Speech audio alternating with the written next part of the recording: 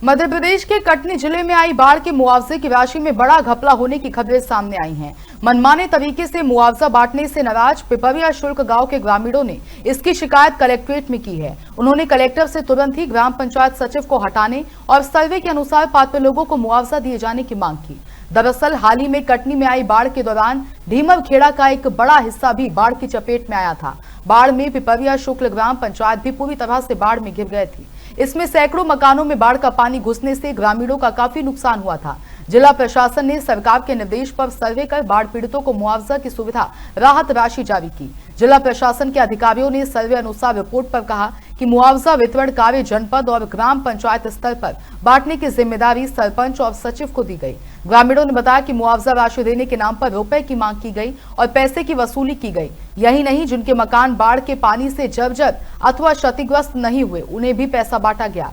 साथ ही मुआवजा बांटने के जिम्मेदार लोगों द्वारा अपने परिचितों को लाभ पहुंचाने का काम किया गया। पिपरिया शुल्क के ग्रामीणों ने कटनी कलेक्टर से मिलकर उन्हें अपनी व्यथा बताई और मीडिया के सामने जिम्मेदार लोगों पर खुलकर आरोप लगाए। जब पूरे मामले को लेकर कलेक्टर को बताया गया तो उन्होंने मामले में जांच के निर्देश दिए।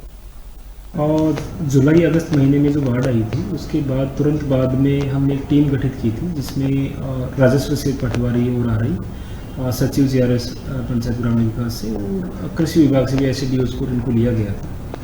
अलग अलग विभाग के लोगों को इसलिए लिया गया था ताकि कोई भी ऐसा कोई शिकायत का वो मौका नहीं रहे। तो 3-4 अलग अलग विभाग के सभी लोग थे, सभी जगह पूरा सर्वे करके ये सारी कार्रवाई की गई थी और मुआवजा वितरित किया गया था। तो मेरे हिसाब से इसमें कोई ऐसा नहीं होगा कि किसी इंडिविजुअल किसी बाइस पे या किसी भी और पक्षपातपूर्ण तरीके से कोई मुआवजा बनाया गया हो। बट अगर फिर भी कोई किसी पार्टिकुलर किसी व्यक्ति की या किसी की शिकायत है तो उसको मैं वेरीफाई एक बार करा लूँगा और अगर कोई गलती पाई जाती है तो उस हिसाब से फिर उसमें सुधार कर लूँगा। दुर्भाग्य है, मैं आपके माध्यम से क्षेत्रीय विधायक की निंदा करता हूँ। क्षेत्र के जिला पंचायत सदस्य यहाँ आए, उनके लिए धन्यवाद देता हूँ, लेकिन मुझे लगता है कि विधायक भी सरकार को बदनाम यहाँ कराने का एक जरिया बने हुए हैं। आज जो ये जांच टीम आई, दुर्भाग्य है कि SDM महोदय आपके चैनल के में बोल रही थी कि हमने जांच टीम भेजी है और चोर को दोबारा भेज दिया इन्हें। जिसने चोरी की है, जिसने रिश्वतखोरी करके मुआवजा गलत बनाया है, जिनके मकान गिरे उनको पैसा नहीं दिया और पुनः वो खुद जांच करने आया है। गांव वालों ने बहिष्कार किया है, हम गांव के साथ खड़े हैं।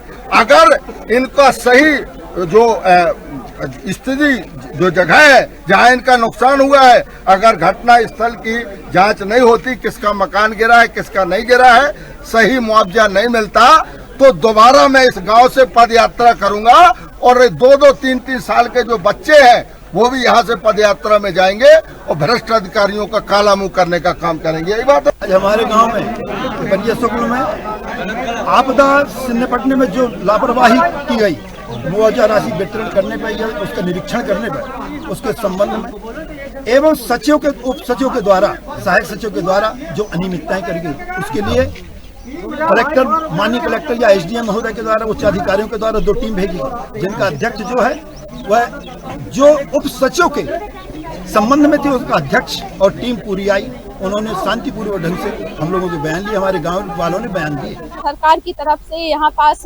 पंचायत में जो राशन के लिए वो फंड आया था, उसमें सरपंच लोगों ने 3-4 दिन लगभग खाना बनवाया है और बाकी फंड का पता ही नहीं चल रहा। बाकी जो ये लोग जनता है वो लोग गई कहाँ है, कब खाने लेने गई हैं। आधे लोग जिनके यहाँ पानी नहीं घुसा है वो लोग गए हैं खाना लेने, और बाकी लोग जिनके यहाँ वो तो काम में लगे हैं ना, वो तो खाना का वो के लिए जावे नहीं किए, तो वो लोग के लिए जो फंड आया है गया कहाँ पे। नुकसान हुआ था, मेरा घर भी बह गया है, मेरे चावल भी बह गया है, मेरी आटा भी बह, जितनी मेरी गृहस्थी रही थी, पता है गरीबन की कितनी गृहस्थी रहती है ये बताइए, पूरा मेरा बह गया है। न मेरी गोली बची न कुछ है। अभी पन्नी तान के मैं रह रही हूँ, मैं 200 बच्चे को पाल रही हूँ, इस पन्नी ताना हूँ। अगर पानी भी गिर जाता तो कोई व्यवस्था नहीं है मेरे को, मैं पन्नी में कैसे रह पाता हूँ। मेरा घर पूरी तरह से गिर चुका था, मेरे खाने पीने की कोई व्यवस्था नहीं रही।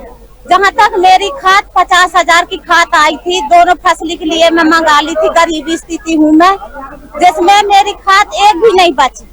जहाँ तक भी पैसा भी मेरे को सब जगह 50,000 की भी राशि मतलब मिल चुकी है सबको, मेरे को 9,000 की राशि कोई पर्याप्त हुई रहा। छत के ऊपर से नदी जा रही थी, न पहनने के लिए कपड़ा बचा, न खाने के लिए कुछ भी अनाज बचा।